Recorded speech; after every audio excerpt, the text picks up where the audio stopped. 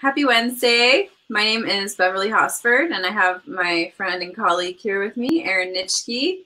We are broadcasting on Facebook Live for the National Federation of Professional Trainers, which is a personal training certification company. We also do continuing education, and we like to support our trainers any way that we can, just like family does. And today our episode is all about cortisol, and we chose this topic because it's that time of year, it's the holidays, stress levels are a little higher than normal, the days are getting shorter. We talked about sleep recently, and cortisol is actually a pretty big thing to consider when you're a personal trainer. It has a big impact on exercise, and exercise can have a big impact on cortisol. So today we're going to talk about what is cortisol, like what raises cortisol, how to know if there's too much cortisol. I know when I was a new trainer and my clients weren't losing weight and they had like high stress jobs, I would often say like, oh, I think your cortisol is too high. That's why you're not losing weight, is because your cortisol is too high. And I now realize what a vastly generic statement that was, an assumption to make, because I really had no idea what cortisol was when I was saying that. But I feel like it's such a common thing to say, like, oh, you've got high stress, that means you have high cortisol, that's why you're not losing weight. And there's actually a lot more to it. So yeah, if you're just joining us, I see we've got a bunch of people here. Say hello, tell us where you're from. I am in Montana, Erin is in Wyoming, and I have a little bit of a sore throat today, so I'm going to turn it over to Erin. And why don't you tell us what's going on with you, and then tell us all about cortisol, Erin. Well, it's super windy here. Like the one day of this week I have to leave the house, it's like a tornado. I'm like, seriously? My cortisol level just shot up knowing that. But no, things are good.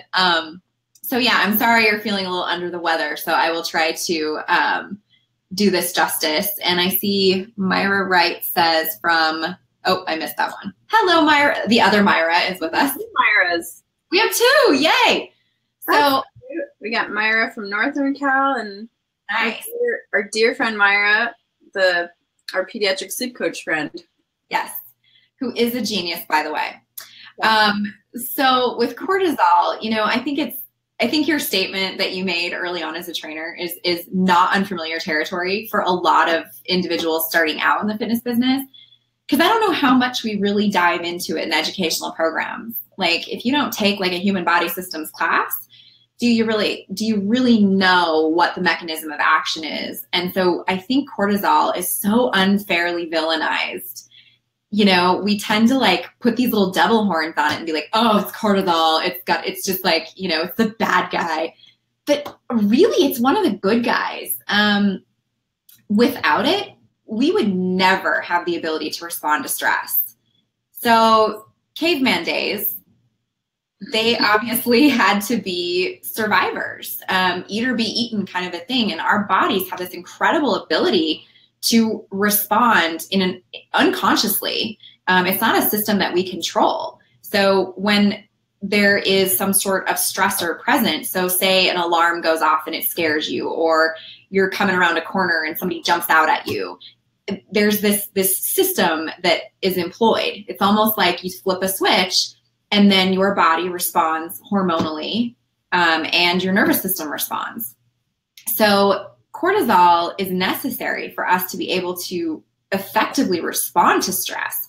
So we definitely need it. So when we're presented with something stressful, the adrenal glands, which are those glands that sit on top of the kidneys, they're kind of like these cute little triangular shaped glands that sit on top of each kidney. And they're responsible for releasing adrenaline and cortisol during a moment of stress. Adrenaline, obviously, we've heard of that before, increases heart rate, you know, gets us kind of going.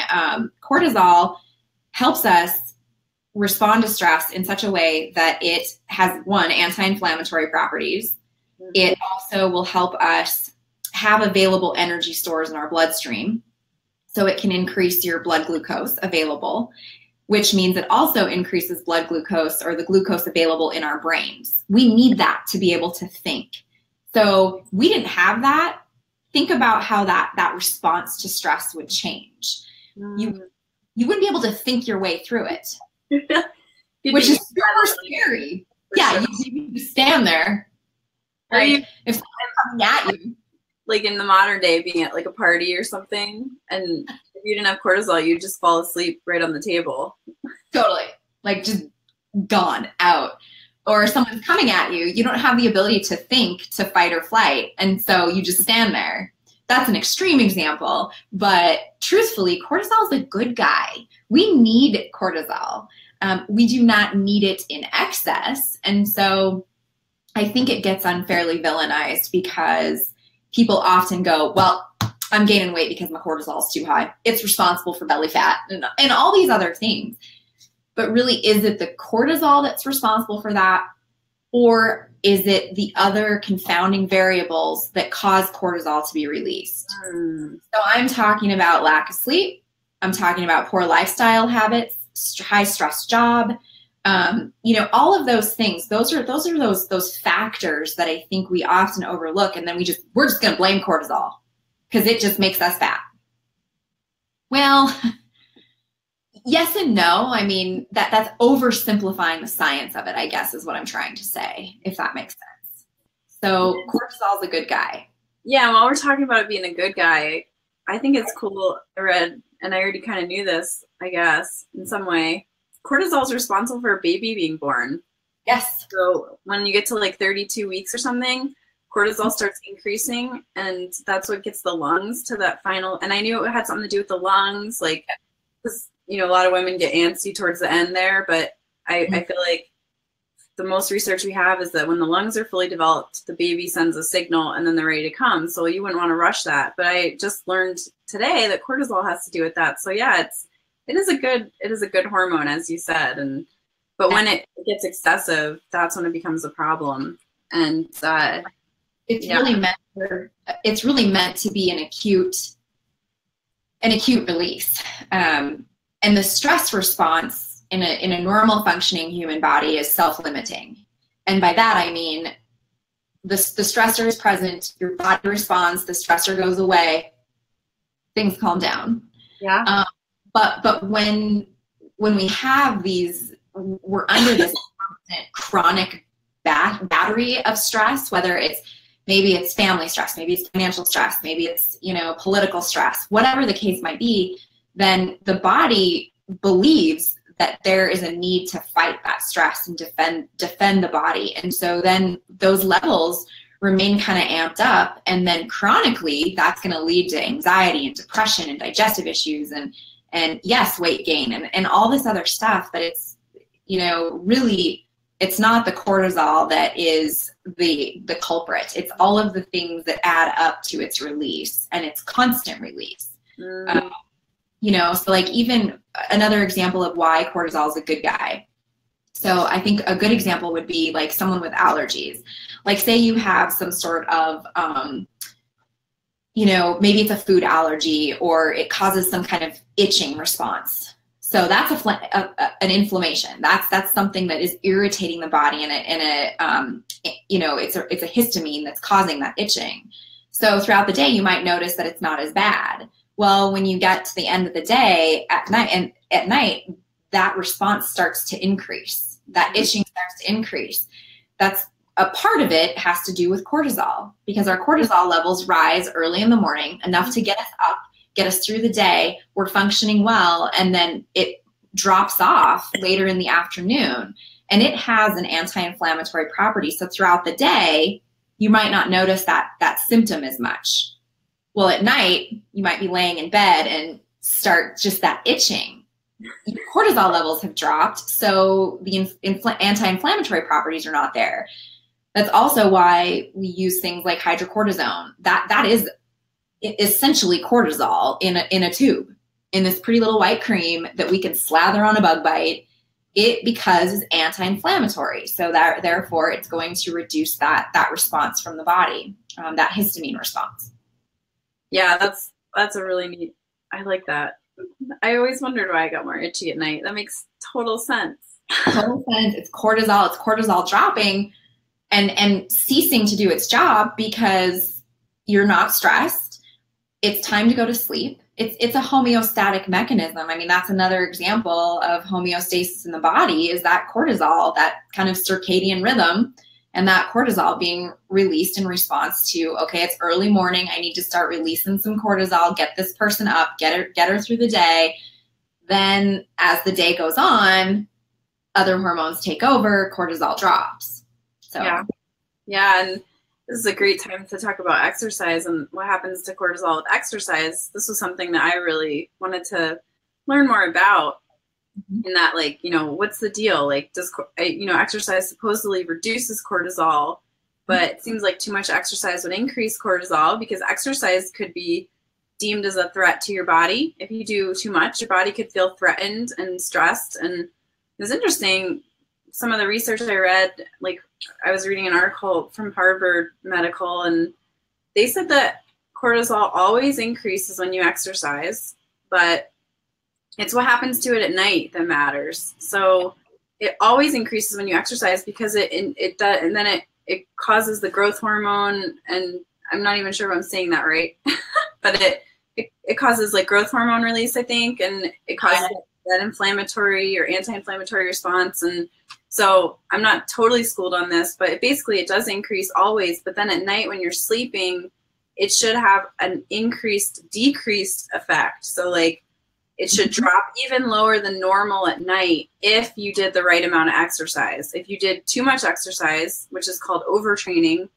then you're gonna have trouble sleeping at night. And so I think for like our fitness professionals and personal trainers with NFPT, the biggest thing is like you could track with people we've already talked about that in our sleep episode, which I'll throw up here in the comments, but you could do a sleep journal with people and track how are they sleeping after they exercise with you, and how are they sleeping on the days that they don't exercise. And this can get kind of tricky because cortisol doesn't always affect us the same night that it's elevated. Sometimes it takes a couple days, but I think if over time you can just build awareness around that, you might be able to find a pattern.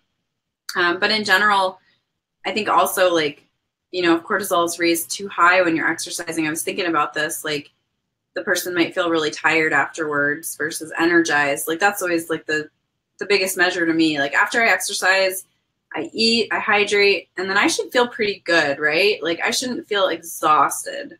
No, you should feel like you've boosted your energy. Yeah. You know, another positive about cortisol, and yes, it does increase when you exercise, and it also is a catabolic hormone, which I think is another reason why people are so, you know, cortisol, no, bad, because it is catabolic, but it's catabolic for a reason. So when you are under stress, you need the available energy. So what happens is your cortisol will in fact break down proteins. Unfortunately, those are obviously in your muscle tissue, into their individual amino acids, filter it to the liver, and the liver is going to produce new sugar so that you have energy available. And so we need that. You have to have energy available if you're going to fight a stressor. It's just, it has to be that way. So that's one reason we might see before somebody goes into surgery, especially if they're a diabetic patient, they will have their blood sugar tested prior to surgery, and chances are their blood sugar prior to that surgery is going to be higher, because that is a stress. It's a psycho stress, like it's a psychosocial stress. Like, you know, you're not presented with someone that's attacking you where you have to physically fight them, but it's still a stress. And so the body is going to respond to it as such. That means it's going to produce extra energy in the blood sugar so that you can effectively respond. So it will break down muscle tissue. Yeah. Wow. Yeah. So finding that right balance as a trainer can be really important with your clients, to monitor them during the session, after the session, you know, monitor their sleep, really, so that, you know, like as an exercise technician, if you will, what are you doing? Are you helping them reduce their stress levels? And of course you could work closely with like a naturopathic doctor and monitor cortisol levels with blood testing if someone seems like they really need that. But I think on a general scale, we can use those effective measures, like just, you know, monitoring RPE, monitoring sleep, you know, obviously monitoring weight loss and things like that. We've got some great questions coming up, Erin, that you're going to love here. Gail, who's joining us from Utah, Why can't I pull it up? Let's see. Something's going funky with my mouse. Let me try again. Can you see them, Erin? Because I can't. It's not letting me pull them up. I haven't seen any pop up except I want to know if age has anything to do with it. age. What do you mean by it? Yeah. I'm just taking that note. If age has anything to do with like increasing cortisol, is that? Does age have anything to do with it? Mandy, if you could clarify for us, does does cortisol elevate more as you get older? Is that what you're wondering? I mean, it could, I guess, but Could. Stress and how we perceive it is half the battle. Like if every time something happens and you get all worried and anxious and stressed out, that could be more of a personality thing and more of a reaction type thing. As far as exercise, is exercise more stressful as we get older? I'm willing to bet that it is. Like, yeah, as I mean, maybe. I mean, I think it depends on the person. It does. And that's one thing I was going to say is like, all of us respond to stress differently. And in part, that does have something to do with personality. I mean, even research has shown that people that are type A are very high stress personalities. And so we perceive stress differently than somebody that's maybe a little bit more chill and kind of chillax and, like whatever. So there is that personality factor as well in how you respond to stress. The only real common denominator with cortisol is we can't live without it. But it can work in opposition if we don't make the modifications to our lifestyle that is necessary to kind of slow or reduce its release, which is one thing we're going to talk about next week with stress management and how to kind of bring this all together so that you could apply it to your life and your clients' lives. But as far as age goes, the body changes. I mean, age in and of itself is an inflammatory process. I mean, really, when you think about it, things change. Like in our late 20s and early 30s, metabolism starts to slow and lean tissue is reduced if we aren't doing things to actively prevent that. Digestive hormones or digestive enzymes reduce as we get older. There's this whole shit, I know, right? Like, that sucks. I'm sorry to be the bearer of bad news, but it's true. Age is an inflammatory process. And so everything changes. Hormones shift. So I'm willing to bet, and that's something that I can post in the comments after the show about age and what research shows as far as the effects, because I can't give you a specific, like, this is what happens. And I'm willing to bet there's a difference with age and gender as well. We see age and gender are factors in everything. Yeah. I think I've definitely read that women generally have higher stress levels than men. So yes, I've read that same thing. So, but Mandy, that's a good question. Gail had asked this question earlier. I just had trouble getting it up. Do you know how cortisol levels relate to oxidative stress? Oh, so like from free radicals and such? I'm guessing, yeah. That's a great question. I just am jotting it down. Please don't think I'm not paying attention. If I don't write it down, it's gone. Yeah, I mean, oxidative stress, that is a stress on the body. And so chances are you're going to see higher cortisol levels when the body is perceiving that it's being attacked by something. And so oxidative stress, we know, increases with overtraining. We see that. And we know that cortisol increases with overtraining. So there's definitely a connection there.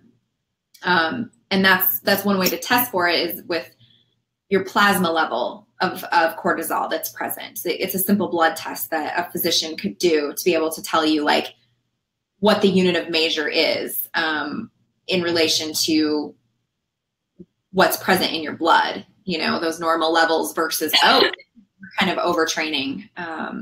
So yeah, there's definitely a connection there. Sweet. And Myra has a really great question for us. Could you get your body used to a level of exercise? I cleaned the whole house this weekend and was wiped out the last 3 days and didn't sleep great a couple of days after that. Could my body get used to that level of exercise if I kept doing it every day? Or is my body never going to be okay with that level of stress? That's a great question. Everybody's body is different. And it also has to do with the type of exercise. So for example, and I know this isn't the type of exercise you're talking about, Myra, but I will get to that, I promise. I promise I have a point. But we see with endurance athletes, so those that are the long distance runners, long, slow distance, we see that they have a higher response to cortisol. Whereas with those that are like bodybuilding and strictly weight training, they have that lower response and a higher response to testosterone. So different hormones are being stressed with a different type of exercise.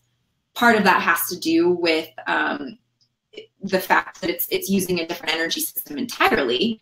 And when you do that, different types of hormones respond in certain ways to the type of stress that's being placed on that particular system, if that makes sense. So we see a difference in growth hormone, we see a difference in testosterone, et cetera. So depending on the type of exercise you're doing, every body has a physical limit. I like to describe it to my students as a ceiling. You can go along fine and make these progressions, and then you kind of plateau, and then you go along and make some more progressions, and then you kind of plateau, and eventually it's like with VO2 max. You know, we can get to that certain level, but then it's going to level off, where heart rate and VO2 are going to level off. That's probably the ceiling. So the best piece of advice I could say with that is you need to listen to your body. I mean, if you find that it gets easier over time, you're probably building some endurance, building some strength. But if the moment you get to that point where you're not making any more progress, and if anything, you start to take a dive downward, your cortisol levels are probably too high, because it's sort of a form of overtraining. It might not be the type of overtraining we see with, say, a college athlete or, you know, even a high school athlete, but it's definitely an overtraining. You have a certain ceiling that your body is going to reach. Mm. Does that make sense? When I was studying circadian rhythms for our sleep episodes, I read somewhere or watched one of the videos from the researchers that we learned from that ideally you do the same thing every day at the same time, and your body learns to work with that. So like, you know, if you exercise at the same time every day, your body will bring what it needs, and then you eat at the same time. And, you know, not to get too personal here, but they even said, like, if you have sex at the same time every day, like you can prime your body to release the hormones and like have more enjoyable sensual sex. I'm just gonna put it out there, just like we do with poop. Basically, it does operate really well on rhythms and schedules, like we talked about in our sleep episodes. And so I think that if your body's not used to exercising, and then you exercise one day too much, it's definitely going to cause a stress response, because your body's like, whoa, what's going on here? Yeah. Just like if, you know, your kids clean, or you never make them do chores, and then all of a sudden you want them to do chores, like they're gonna revolt. Like just kind of making it, yeah, laughing. I know with this upgraded version of Be Live, I can see like when people put a ha-ha up or a it's kind of cool. But anyway, yeah, I just think that but like you said, Erin, if Myra, for example, who's asking, like, could I up my threshold? I think you'd want to do an experiment, like pick a certain amount of exercise, do the same amount a couple times a week regularly, and then find out what happens there. Can you increase your threshold? And do you want to increase your threshold? That's my question. Like, do you want to clean the entire house in one day? Is that like your goal? With exercise, it always comes down to the goal. Like, why are you exercising in the first place? Like, why? You know, I go out and ski and I go out and hike mostly because I like being in the mountains, and because it does seem to reduce my stress and make me more positive, and I feel better. But like, I used to do like workouts when I used to do workouts in the gym, I just never felt that great doing that. Even though I was a personal trainer, I'm just not as into that. I'm more into like the outdoor sports and like skiing or hiking. So you got to find something that's enjoyable. And if cleaning your house is enjoyable, or maybe it's just I have to do it. Like a grandparent has to pick up their 20-pound child in order to babysit them, then we can figure out a way to do it. Yeah, I think that's such a good point. Yeah, you can absolutely increase your threshold. I mean, that's a principle of progressive overload that we teach our students and talk about in personal training. You know, you put a stimulus out there, the body will adapt and respond. Sorry, it just got really cloudy outside, so my light just totally shifted. Weird. Anyway, side note. Yeah. Oh, good. Maybe we'll turn that one down. Lighting. We can do this. Artificial lights in here. Yeah. So, yeah, you present a stimulus. the body responds, and eventually it responds, its workload is reduced to get to that same level of stimulus. So then you have to increase the stimulus to progressively overload that system so that the body continues to adapt and change. So yes, you can absolutely do that, and get used to that routine. And the body, like we've already said, we're creatures of habit. The body loves rhythm. It loves routine, which is one reason it resists weight loss at a certain point, at a plateau. It's happy. It doesn't want to be disturbed. Don't take anything else from me. Leave me alone. Back it up. So the body loves rhythm. So you can absolutely teach the body to be in a rhythm, but at some point your, kind of primal systems and responses are going to take over and be like, I'm done. I've had enough. You're ticking me off and I'm responding in this way, whether it's like constantly increased blood sugar because cortisol is high and it's breaking down those proteins to produce new sugar. There's a whole cascade of events that happen. So it's like a domino effect, really. It's so complicated. Myra, I can't hear what you decide to do because Myra has incredible body awareness. Most people probably wouldn't even realize that cleaning the entire house in one day was enough to like overdo it, basically. And how do you know that you've overdone it? How do you know that your cortisol is high? Oh, the list is endless. It's like your typical list of symptoms for anything. Like there's so many things that could tip you off to knowing that cortisol is too high. I think the biggest one is disrupted sleep. Like as we're learning, cortisol is supposed to be low at night. And if it's not low, then you'll be waking at night. You won't be able to go back to sleep at night. You'll be waking before 6 a.m. to start your day. Or you'll be sleeping great, but you don't feel rested afterwards. You feel tired all day. Those were the ones that I found the most like helpful recently, because the rest of the list is like decreased sex drive, decreased mood, increased weight gain. It's these things that are like really intangible. And there's not, from what I'm learning with sleep, there's not many reasons that we wake up at night aside from if cortisol is high or we're in pain, and we can be in pain because cortisol is high. I did read that when cortisol is high, we experience pain at a higher level. Mm-hmm. So like if you've got a tummy ache or a toothache or something, and your cortisol is high, you're going to feel that pain at a higher level than normal. So, or aside from like your partner waking you up, I guess there are a lot of reasons we wake up at night, but there's a lot of reasons that we gain weight, and there's a lot of reasons why we might have a low mood. But if you're having a lot of those symptoms, like, most of them, then it could be a cortisol issue. But like you said in the beginning of the show, Erin, it's not even cortisol that's the problem. It's the lifestyle. It's the all the mechanisms that play in. And that's why next week we're going to spend an entire episode on that, just talking about how can we reduce this cortisol, naturally, like, because there are definitely drugs and pills like that you can take. But for sure. And yeah, cortisol is rarely going to be the villain or the demon. There are two diseases that really where cortisol is an issue. So one can be an overproduction. So that's Cushing's syndrome. And then the opposite of which, where there's too little cortisol present, is Addison's. And those are both issues dealing with the adrenal glands. That's where cortisol is released. So those two aside, and you would know if you had, those two diseases have very prominent physical characteristics and issues associated with the presence of that disease. So you would know, but there's also a notion of adrenal fatigue. Like it's possible that you can really overload any system in your body. We put our bodies under stress all the time. And it's not even like a specific type of stress. It can be anything that we are confronted with, whether it is a physical threat or it's a mental threat or you work in a toxic environment. All of that is stress that's going to lead to physical characteristics or a physical response. So it may not just be the fact that it's cortisol that's high. Maybe it goes back to the fact that your job sucks and your boss is a jerk.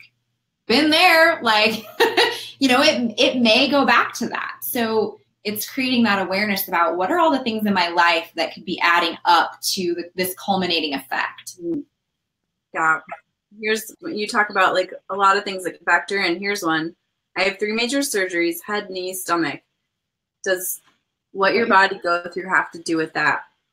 So yeah, with surgeries, cortisol, absolutely. That's a stress on the body. So yeah, that can be a problem. And then if that stress is chronic, you think about people that are like in, maybe they're, in hospice, or they're recovering from a really horrific accident or something like that. Like their body is under physical stress. It's already got an inflammatory process. That's what injury is.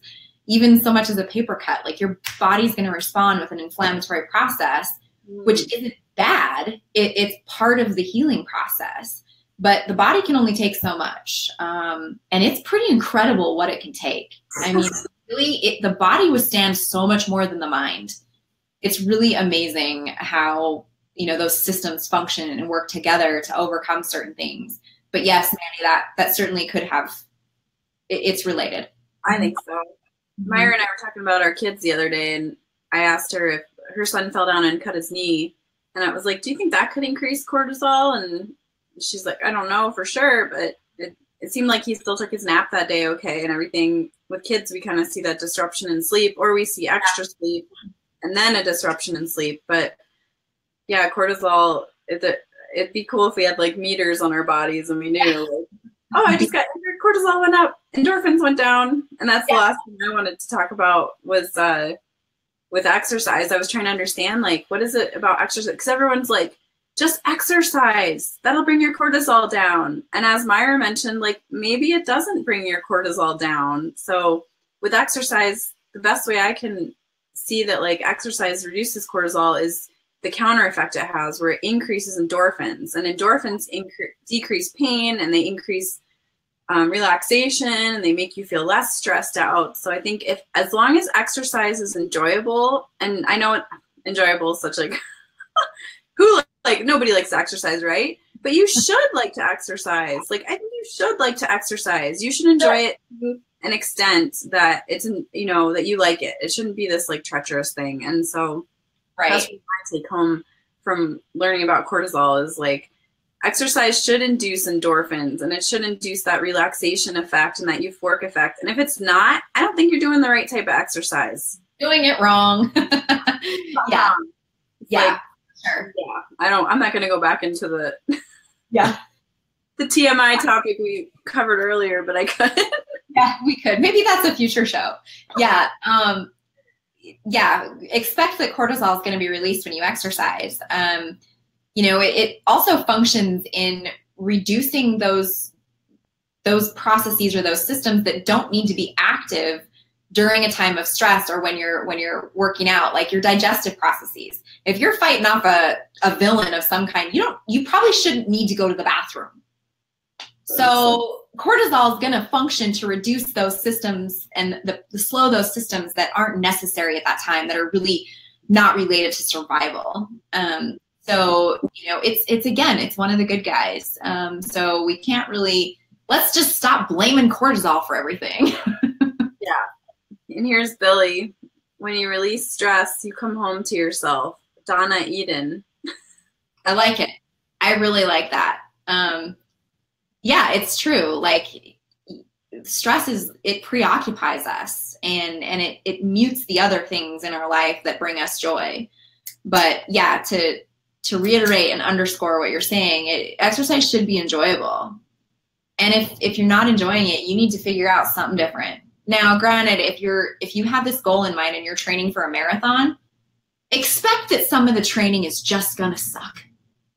That's just the way it's going to go. You're probably going to have, some shin splints. You're probably going to have, tight IT, whatever the case is. But some of it's just going to suck. But, that the same can be said for training for a full season of football or basketball. Like, it's hard. It's hard work because you have to get your body to a performance level, which is different than a health level, than an optimal level of health. Yeah.